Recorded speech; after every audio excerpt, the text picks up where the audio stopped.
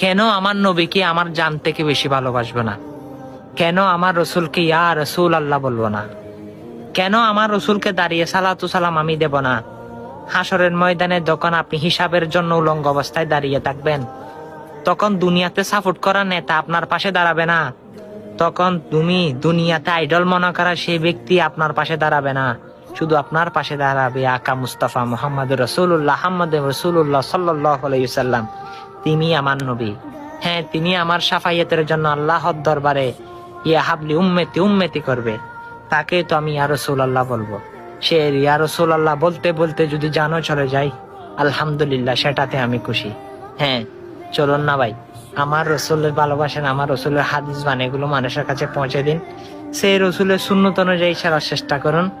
হাসরের ময়দানে সেই রসুল আপনাকে দেখবেন, তিনি হাত ধরে আপনাকে জান্নাতের মধ্যে টেনে টেনে নিয়ে